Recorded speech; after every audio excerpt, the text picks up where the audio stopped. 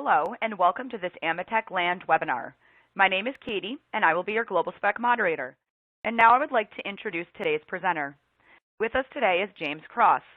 James is the Global Industry Manager of Hydrocarbon Processing with Amatec Land. To read more about James, please look at the speaker bio window to the right of the main presentation window. And with that, I'd like to welcome James to today's event. James, go right ahead. Thank you, Katie, for the introduction. Hello, everybody. Welcome to the presentation today on flare stack monitoring using thermal imaging technology by Amatec Land. I'm excited to present the topic, and I'm pleased you're all joining us. Like Katie said, I'm the Global Industry Manager for Hydrocarbon and Petrochemical Industries at Amatec Land. I'm based in Dubai in the United Arab Emirates, where we have a diverse petrochemicals industry. So most of my experience is with high temperature furnace and combustion systems in a variety of industries across the automotive, aerospace, petrochemical and manufacturing sectors. I'd like to introduce you to the thermal imaging systems for flare stack monitoring just by showing you a short video. Amatec Land themselves have been producing pyrometry systems since 1947 from Dronfield in Sheffield. And in 2006, we were acquired by Amatec. Amatec are active in nearly every industry across the world, and Amatec Land also very active in petrochemical, steel, aluminium, and other sectors. So you can see the flare monitoring system which we promote to largely the petrochemical and steel industries. That's where most of our experience has been in the recent past.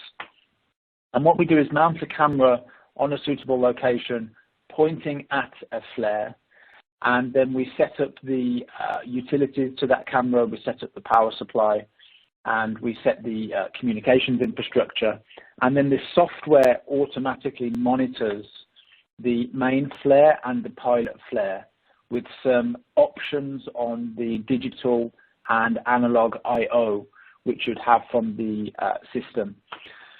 So the system itself is very customizable. It's generally engineered based on the specific requirements from the site. So before we go into those technical specifics, I'll just go through some very basic introduction to flare stacks themselves. Obviously, you've got elevated flares and ground-based flares. Most of our experience is in flare stacks, which is why we call it flare stack monitoring system. So that's when you have a tall vent pipe burning off the excess gas. So we do that to safely dispose of any unwanted or flammable gases. These are gases that can't be recovered or recycled. The industry generally is investing a lot of money into recycling those gases. So we are seeing more and more intermittent flaring, which is why there's some increased emphasis on pilot flame monitoring versus main flare monitoring. There's of course a demand for both, but as the volume of recycled gases increases, the importance of the pilot flame increases. And of course, burning these gases is far less harmful than releasing the gases into the air. So like I said, you have a main flare and you have a pilot flame.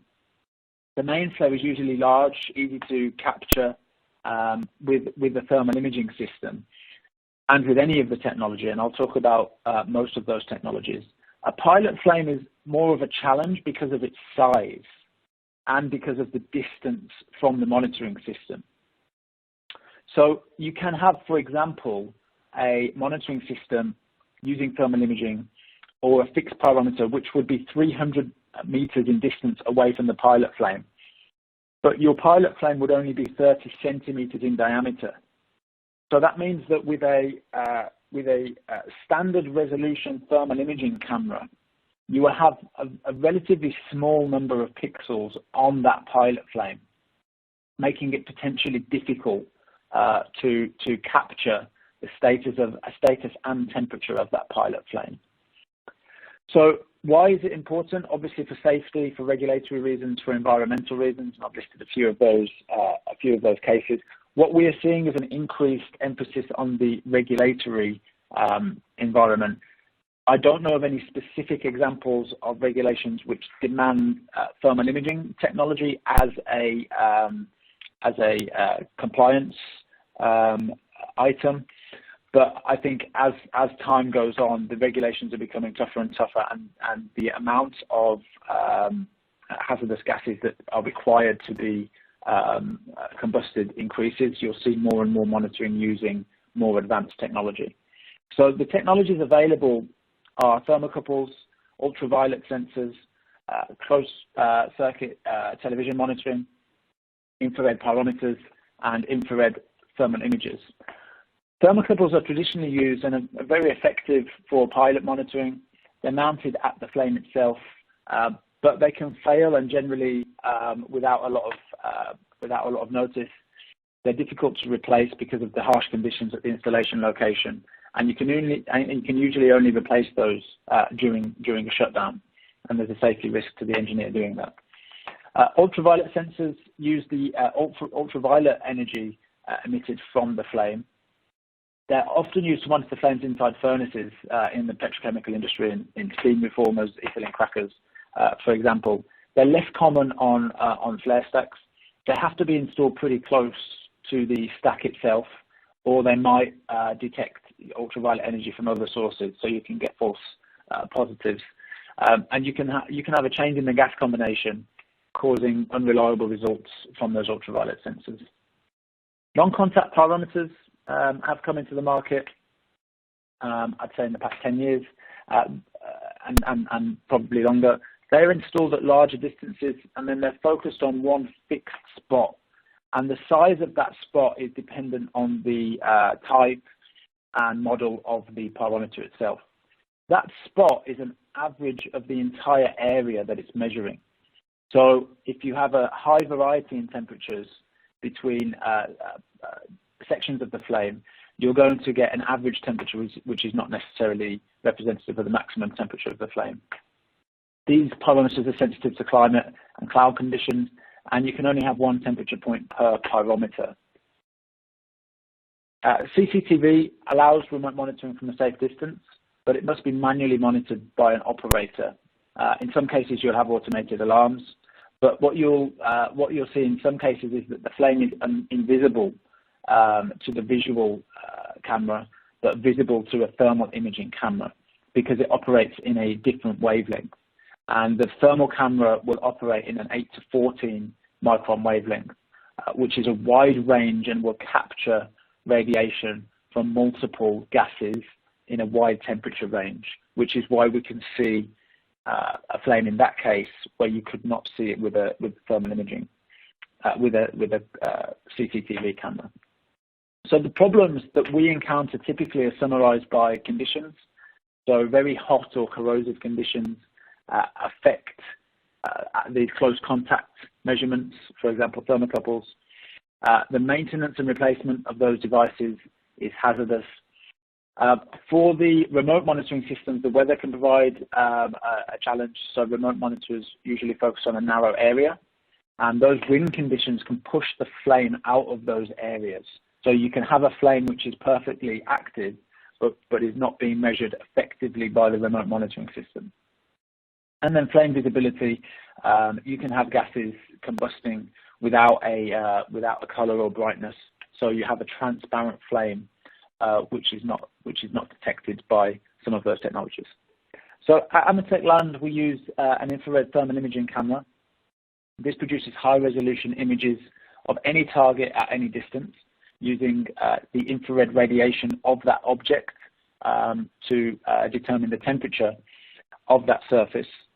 It allows monitoring from a safe distance, so we're not always in hazardous areas, but if we are in hazardous areas, we can supply hazardous area certified equipment.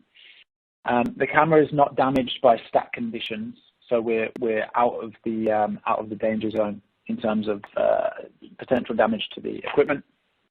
Maintenance is therefore safer and easier. Thermal imaging cameras produce temperature data per pixel and a visual image. So we're using the temperature data to determine maximum temperatures of surfaces in the scene that we're recording, and we're also creating visual images which we can archive to recover incidents or to determine current visual statuses of flames and pilot flames. So the flare stack flame is exposed to the elements, so it can be blown out of position by the wind. So because of that, we have to design the field of view so that it's wide enough to see the pilot flames and the main flame as they are in ideal conditions, but also in the worst case scenario. So because we have this customizable field of view, and generally we choose an 11-degree or a 6-degree horizontal field of view, and this provides good coverage around the flare stack so that we can safely monitor the flare and the pilot flame presence. If you look at the table in the bottom left-hand corner of this PowerPoint slide, what I want you to look at is the internal field of view, which is the IFOV. That is the pixel dimension of the pixel in each field of view, so 6-degree and 6-degree and 11-degree. So you can see at 100 meters with a 6-degree horizontal field of view camera, we have an internal field of view of 25 millimeters. That means we can get 75 millimeters of coverage with 3 pixels on a pilot flame, which is plenty for a pilot flame with a diameter of 30 centimeters, for example. But as we go further back, the internal field of view increases. So we start to get to a point where we're at a maximum distance. When we're at the maximum distance, we can't say that we can safely or accurately determine the status of pilot flames. So that's our challenge. We have to find that window where we have a field of view selection that gives us a wide enough coverage of the main flare in all of its conditions, but a high enough resolution of pilot flames that could be as small as 30 centimeters diameter.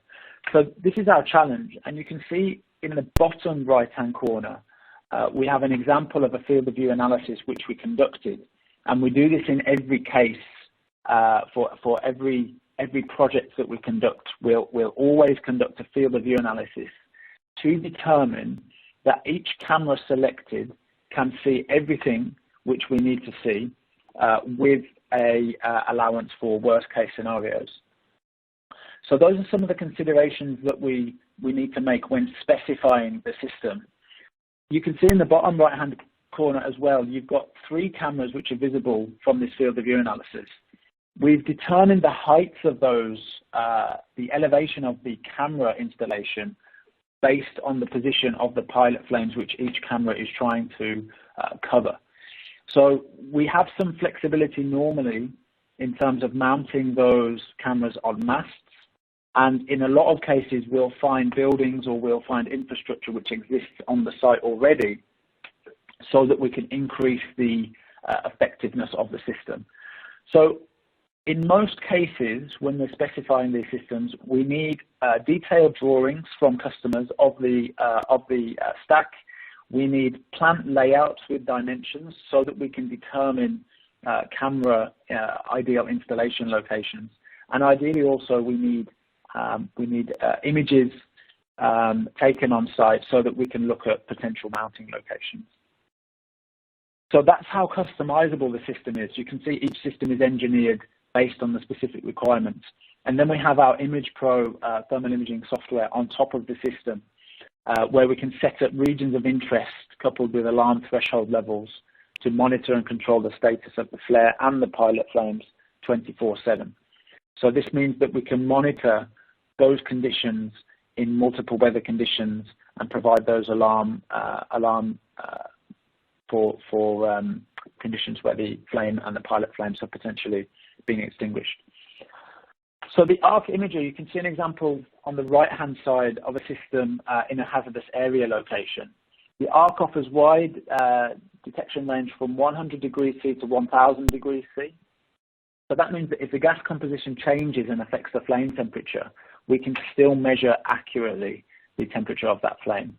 The range of this system is high enough to ignore background radiation, for example, from the sun or from reflections, and it operates in an ambient temperature of -20 to +60 degrees. There are a couple of applications where I've seen requirements outside that, especially on the cold side, but generally that range covers most standard applications. IR cameras are well suited to monitoring because the pilot lights emit more infrared radiation than ultraviolet radiation. So you'll find that an infrared device is more accurate or more effective at determining status than an ultraviolet system. They provide continuous remote monitoring and a very fast response alarm. So as I said, you have this customizable viewing angle between 11 degrees and 60 degrees, horizontal field of view, and we have the narrower angles for larger distances with a 384 by 288 pixel resolution. You have multiple enclosure options, so if you should need hazardous area mounting, then we can provide that in the image on the bottom right-hand side. Some end users decide to mount the camera if they can in a non-hazardous area location, which is potentially reducing the cost, and it means we can use one of the enclosures on the right-hand side. We have remote motorized focus, so that's quicker installation, safer and convenient operation. We have standard industrial Ethernet with a direct connection to a range of I/O modules, and we've covered many I/O options which integrate into customers' DCS. And then I'll talk a little bit about ImagePro coming up. Standard installation would have a field control box per ARC imager. That would be connected via copper Ethernet cable from the ARC imager to the field connection box. You would potentially have a terminal box in between a control room unit where the ImagePro software is installed. And we've got applications where customers have installed fiber optic cable between the control room unit, their terminal box, and the field connection box. And we've got applications where that is a full copper Ethernet system. I'm seeing more and more interest in 5G-based systems, in wireless-based systems, which is something we're actively exploring and something which I think the industry will start to demand more as we go forward. So in terms of the importance of temperature monitoring, I'll talk a little bit about the software. So one of the important points to note is that the waste gas components burn at different temperatures. So we need to ensure that the flame is kept in a correct window so that we're effectively combusting those multiple gases. So it needs to be at a high temperature, but not too high. And it's also crucial to ensure that that flame doesn't drop below a crucial temperature. So the temperatures at which these components burn are not exact. They're affected by conditions such as pressure and the gas mixture. The flame temperature must be kept high enough to allow for those changes in pressure and the gas composition. Most flame systems rely on steam injections to increase that flare temperature. And then monitoring the upper temperature prevents oversteaming and controls the efficiency of that combustion process. This reduces fuel costs of steam production, which is a significant saving. So in many of these sites, that steam production cost is a really significant factor, and we can normally provide a return on investment on the system just by minimizing or optimizing the amount of steam production to reduce those costs. So for example, toluene typically burns at 554 degrees C in flare stack conditions, benzene at 565. If the flare temperature falls to 560, toluene will burn off, but benzene won't. So that's something which we can monitor using effective thermal imaging technology. So with surface temperature measurements, we usually want to see through the flames, but in this case, we want to see the flame. So we operate in these wavelengths between 8 to 14 microns. Typically in other petrochemical applications, for example, high temperature furnaces, we use lower wavelength infrared thermal imaging systems so that we can see through those flames to measure tube temperatures or refractory temperatures or burner nozzle temperatures.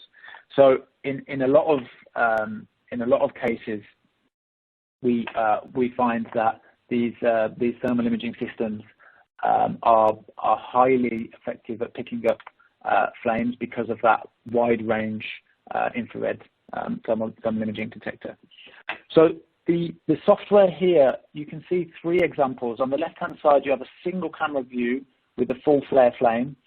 We can see the main flare, so we can detect that that flame is on. The software will display that as a green, positive status. And then you have the pilot number 1 and pilot number 2 also detected. In high wind conditions, that flame is shifted to the right-hand side, but we still have positive alarms for the main flare and the pilot 1 and 2.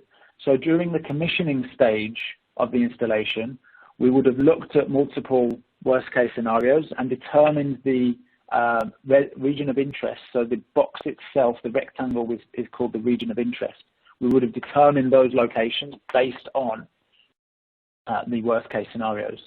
And then in the third example, you've got where the main flare is gone out, so there's no gases being passed through the flare stack at that time for combustion, but we have positive status of the pilot 1 and pilot 2. And that's what's really critical in a lot of these applications. We need to know when the main flare went out, but that's generally a planned phenomenon. What we really want to know is, are the pilot flames still running after the main flare has gone out? And in this case, it is, so the intermittent flaring operation could continue. So ImagePro is our innovative advanced image processing software, which you saw on the previous slide. It's a Windows-based PC software system. It enables the configuration of an imager. You can display the properties and the advanced temperature analysis options. We can connect about 16 thermal imagers simultaneously. You can have up to 100 regions of interest per camera using points, so single points recreating your pyrometer. You can have a rectangle which can select the maximum, minimum, and average temperatures detected in that region of interest. And you can free draw an ellipse, which is useful in some cases in high wind environments.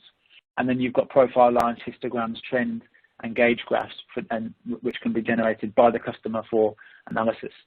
We've got very flexible communication, so we can enable the exchange of information using simple cross-platform Modbus TCP protocols, analog signals and alarm outputs via I/O modules, and we have password protection to ensure that only the relevant users can change the configuration of the system. So in these examples, you can see where we've set up a system monitoring the pilot flame on the left, the pilot flame on the right. We're looking for the main flare status if it's moved from the center to the left or the right. And then you can see the temperature measurements. The green status is where we're happy that the pilot flame is within the relevant window, and we get red status when we're outside the relevant window. This system is typically displayed on a large screen in a control room, and that can be recreated remotely around the site so that operators and engineers have very easy, quick access to the flare status without necessarily having to go into detailed analysis. So we created that traffic light system to make this a very simple and straightforward system to be able to monitor with a quick glance. You can see on the bottom right-hand side of the image the temperature graph. So that gives you the ability to do some historical analysis to look for the temperature patterns to see if you have any anomalies.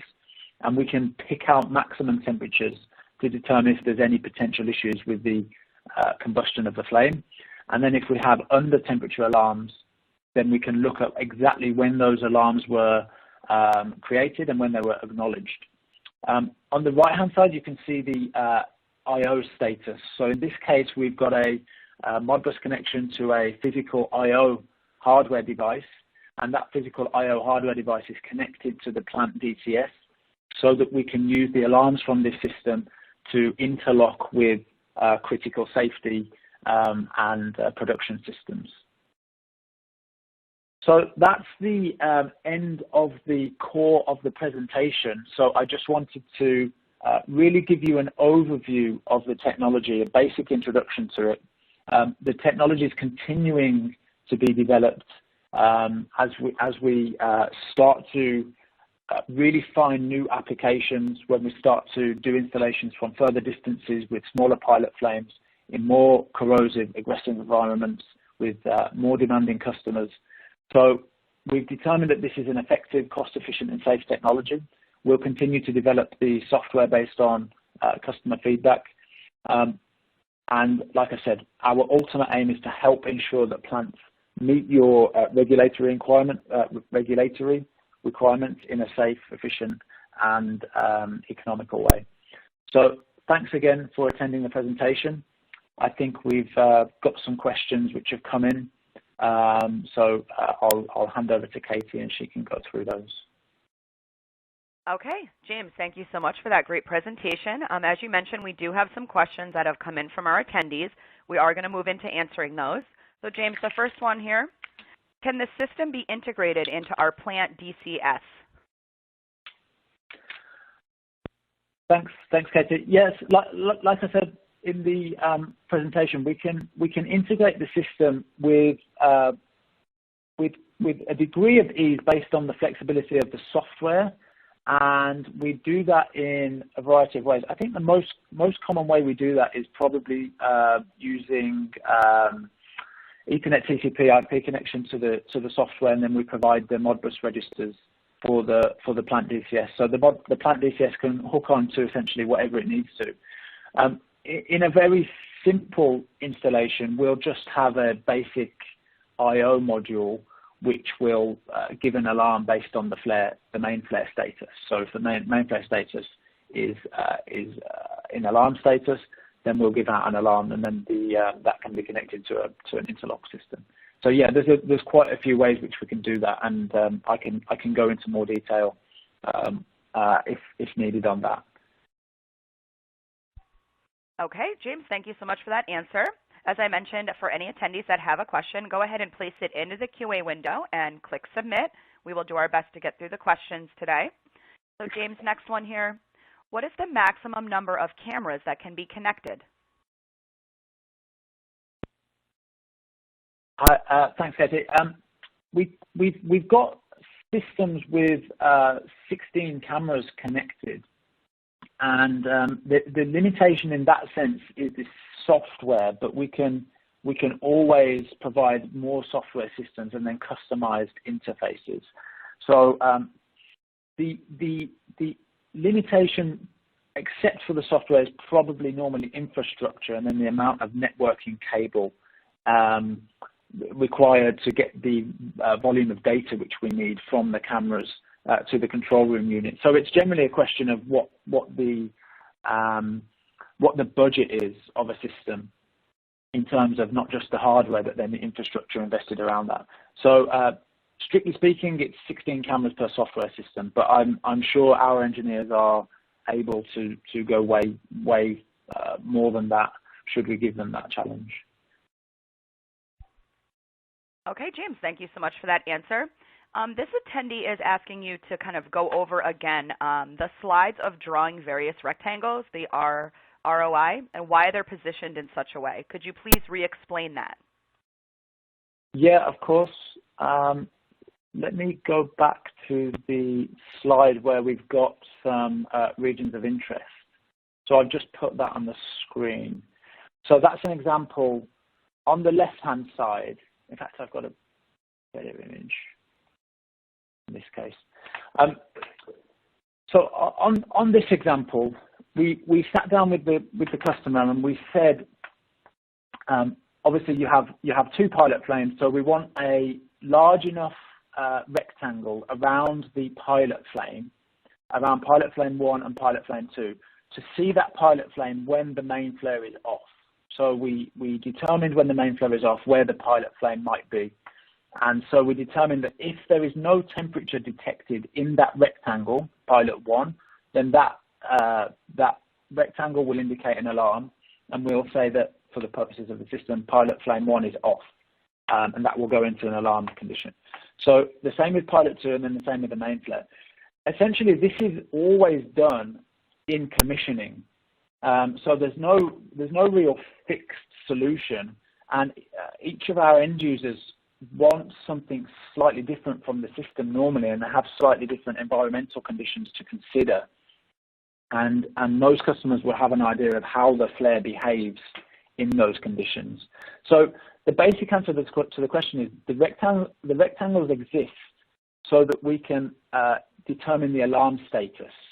and we can create those alarm statuses with up to 100 rectangles. So we can put these rectangles wherever we want, and we can create customized labels based on where those regions of interest are. So we can, in a basic system, we just have a single rectangle and say your main flare is either in this rectangle or it's not. Therefore, it's either on or it's off. In more advanced systems, you can have 25, 30 regions of interest with all customized labels so that you can determine the exact status, the exact maximum, minimum, average temperature of those regions of interest. So these are generally done during commissioning. Okay, great. Thank you so much for that answer, James. As a reminder, if you have a question, go ahead and place it into the Q&A window and click Submit. All right, James, next question here. In very cold weather applications, can the thermal imaging camera be mounted in a heated enclosure with a window, or will that impair the performance? Yeah, that's a great question. So we do have, like I said, the hazardous area certification for the system is -20 to +60. But in some North America applications and some applications in Russia and China, for example, we've seen applications where the temperature can be -30, -40. So we've got experience with those applications. There's some custom engineering required for that. So we would use the weathered shield enclosure, and that would be heated. We can also lag any equipment that we need to lag. For example, the field control box also has a temperature rating. There's not really a danger of impairing the performance of the camera because all we're doing is heating it to the certified temperature. So we're actually taking it back to the range where we know it works perfectly well. But yeah, in those applications outside -20, that becomes a sort of customized project, and we have to do some more detailed engineering to understand exactly how we install and mount the infrastructure around the camera. Okay, thank you for that answer. Next question here. Are most cameras placed in hazardous areas? The answer to that is, I would say yes. Most of my experience is working in the Middle East, and I'd say generally around the flares, you have very large hazardous areas. And because you have these very large hazardous areas, we need to mount it in the hazardous area in order to get the pixel resolution we need on the pilot flames. So because of that, a lot of our installations in the last few years have been in hazardous areas. It's slightly different depending on territories, and it's definitely dependent on industry as well. So for example, in industrial applications like steel or aluminium or power plants that have flare monitoring, it's often not required because the hazardous areas in those plants are not that large. So we can generally install them in non-hazardous areas. Yeah, it really depends on the region and on the type of industry that we're serving. Okay, great. Thank you so much for that answer. If you have a question for James today, go ahead and place it into the QA window and click Submit. We will do our best to get through all the questions. Next one here. What is the furthest distance you can mount a camera from? I think the furthest distance we've mounted from is 300 meters. I mean, again, there's no specific maximum distance per se. You have to consider the dimensions of the particular flare stack, which is why these tend to be custom engineered projects. So as a guideline, you could say 300 meters, but theoretically, there's no real limitation. It just depends on the exact layout of the individual plants. All right, James, thank you so much. Next question from the attendees. What will be the reliability of measurements in changing weather conditions of monitoring the flare using thermal technology?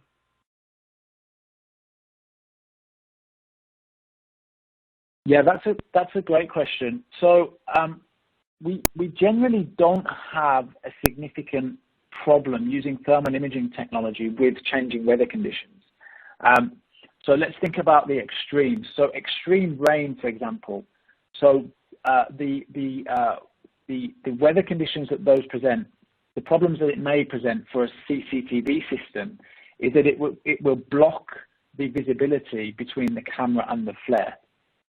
But the water in the atmosphere or the vapor in the atmosphere is not typically emitting radiation in the 8 to 14 micron range, especially at the temperatures that it is in those atmospheres.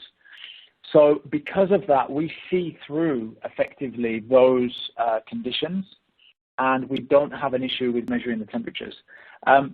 In extreme wind conditions or extreme storms, of course, the flare location can move significantly. But if we design our regions of interest conservatively, we can normally see the flare in any conditions. So even in extreme cases, we can typically either see through water vapor or water or fog or mist. These things don't pose a problem to thermal imaging. Even in the Middle East, you can have sandstorms, and we can typically see through those. We can see enough of the flare and the pilot flame, even in those really extreme conditions. All right, thank you so much. Next question. Is using one camera good enough to measure a stack? Do you recommend 2 or more to monitor a stack? Yeah, that's another good question. Is one camera enough to measure a stack? Yes, in some cases. In some cases, if you just have a single pilot flame and a main flare, and you have good visibility of that from a single location, one can be enough. Generally, these are used as verification systems to an existing system. So we don't normally come in with a thermal imaging system and just remove the existing systems. They're normally acting on top of those. So you could have a second camera as either redundancy for a single camera, or the second camera could be looking at an angle or can be mounted at a location which gives you a different view of the flare or the pilot flare. And there are, of course, sites where it's difficult to get visibility of both a pilot flame or multiple pilot flames and the main flare from a single location. So again, I know a lot of these answers are, it depends, but this really does depend. But there's no reason theoretically that you can't use a single camera to monitor a single stack. There's nothing to stop you doing that. Yeah. All right, thank you so much. So there's 2 questions in here that are kind of similar, so I'm just going to kind of combine them together. One person's asking about the price range for this type of camera, and then the other person's just asking, out of the technologies mentioned, which is the cheapest and which is the most expensive? Yeah, that's good to combine those. So I won't mention specific pricing again because there's such a range depending on the hazardous area specification. There's a range depending on whether you have weatherproof enclosures. Again, the level of customization and the infrastructure needed to be built, the number of field control boxes, the length of copper cable, the length of fiber optic cable, the number of terminal boxes, the locations of each of those. So there's a lot of variation. Typically, thermal imaging is probably at the upper end of the price range compared to the other systems, and thermocouples are probably at the lower end.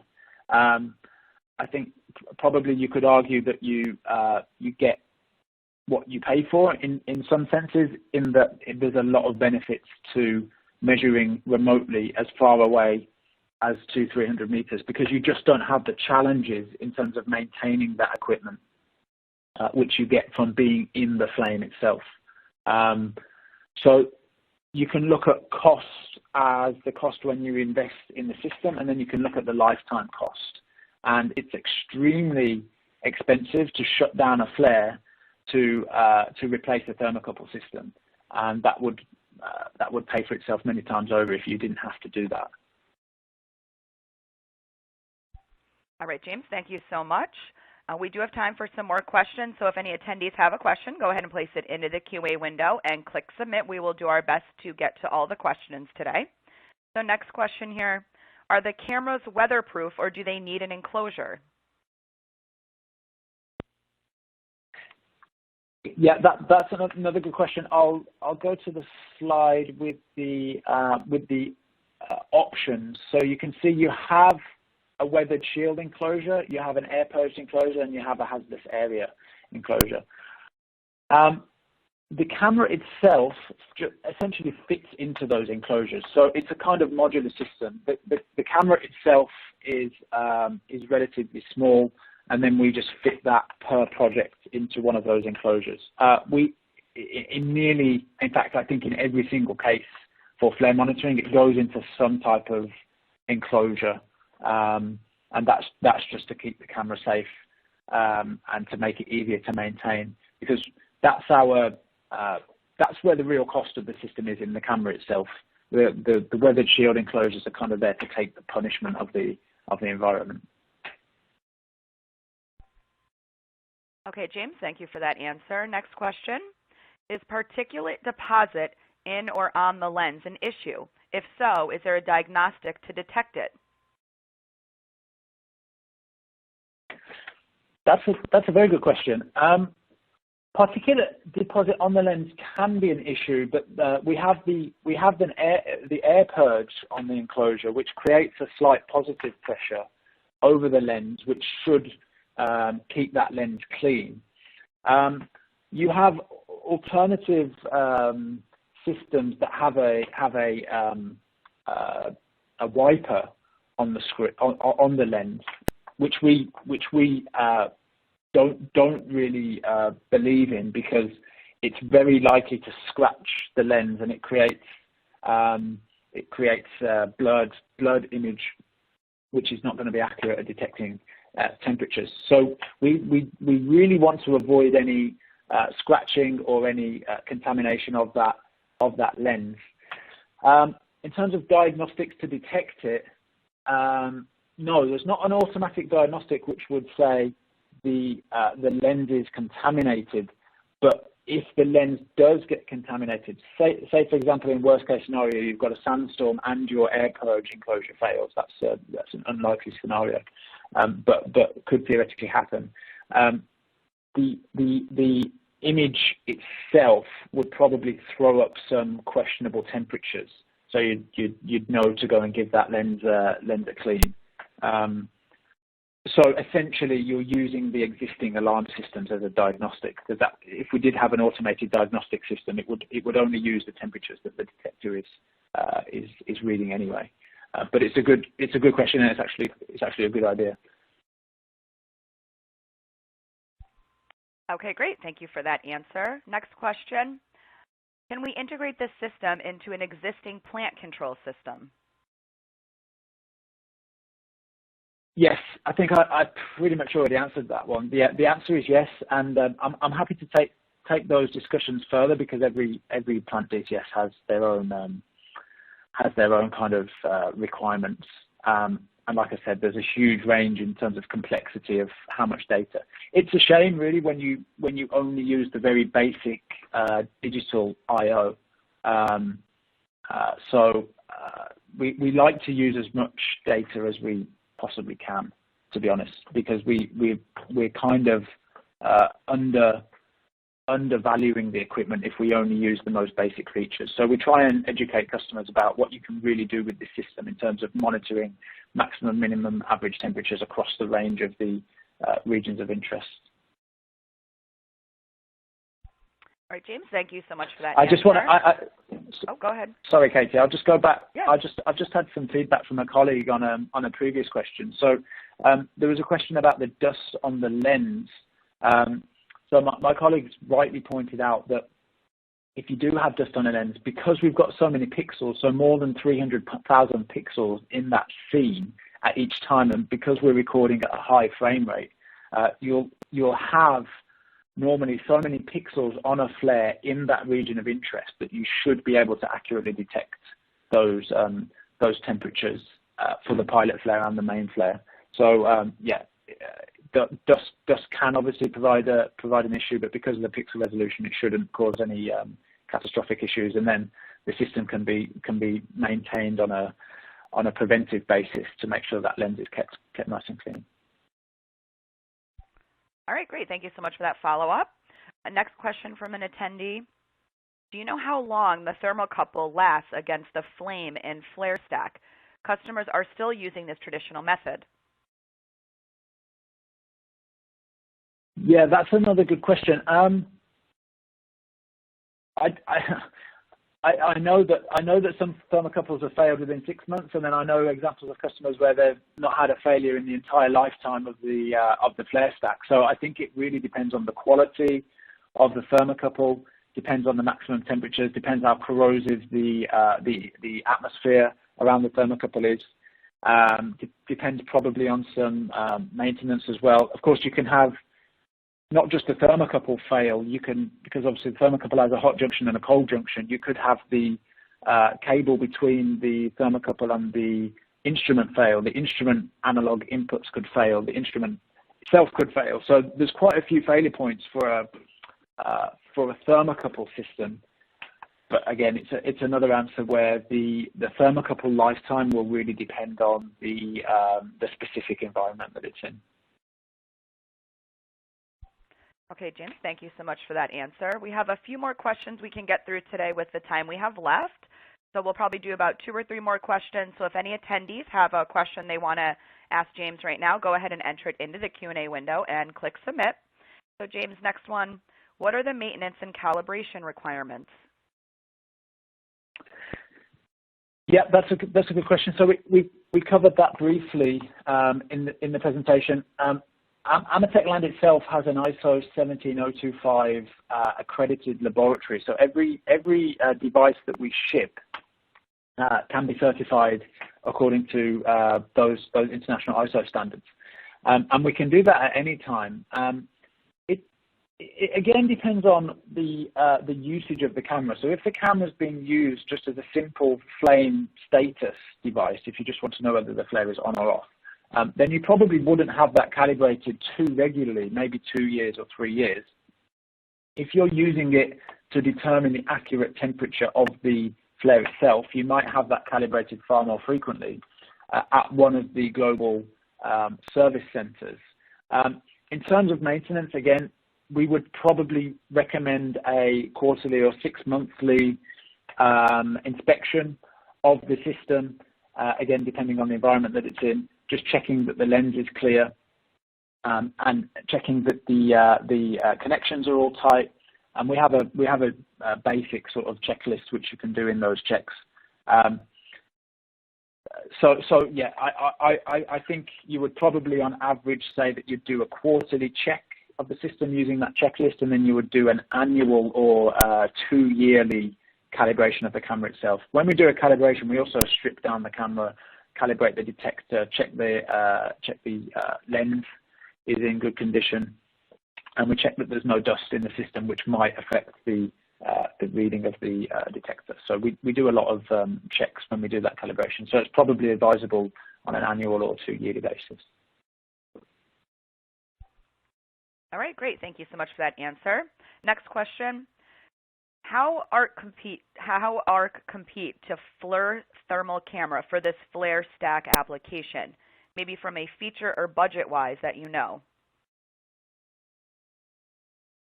Yeah, great question. So obviously, FLIR are well known for their thermal imaging applications in a lot of different applications. I think what we try to do at Amatec Land is very closely focus on the specific application requirements. The thermal imaging camera itself, the lens options and the resolutions available are probably similar. Where I think we can distinguish ourselves from an application perspective is with software. So being the hardware manufacturer and the software manufacturer, and having our custom engineering capabilities with the in-house calibration as well, we can put a package together where we really focus on this specific application. With Amatec Land, you don't need a third-party integration company. We do that integration ourselves, and in many cases, we supply the systems to integrators who are very familiar with our technology. So from a feature perspective, it comes down to probably software and the usability and the flexibility of the software. Again, because of that capability we have, generally we're cheaper in terms of budget, because you don't necessarily have to hire a third-party software manufacturer or software developer to get the features that you want. You've got those features and capabilities in our standard ImagePro software. And when we were developing the software for this flare monitoring application, we were careful to make sure that these features were in the standard system, because the features that we've developed for flare monitoring are actually relevant to a lot of other petrochemical applications. For example, gasifier monitoring, or asset monitoring of sulfur recovery units, or different types of vessels in refineries and petrochemical facilities. So we really focus on software and making sure that it's very usable and very integratable into plant systems. All right, James, thank you so much for that answer. This is going to be our last question today, and then we're going to wrap the webinar up. I think this is a great question to end on. Where do you have references for this system? Yeah, good question. We often get this question. I do have a reference list which I can share. So if people want to request that, then please feel free to do that, and we can share the public references that we have. Of course, we have some references subject to NDAs which we can't share.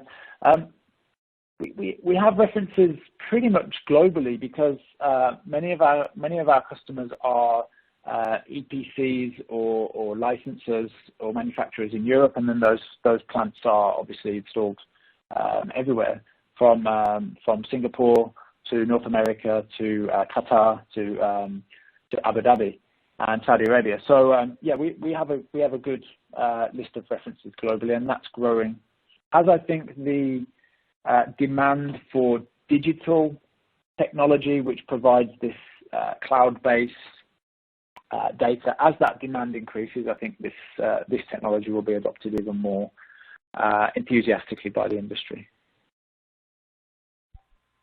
Okay, James, thank you so much for that last answer. As I mentioned, that's our last question for today. We are going to wrap up the webinar right now. I want to say a huge thank you to James for taking time being here with all of us today and answering everyone's questions. So, James, thank you. Thank you, Katie. Thank you, everybody.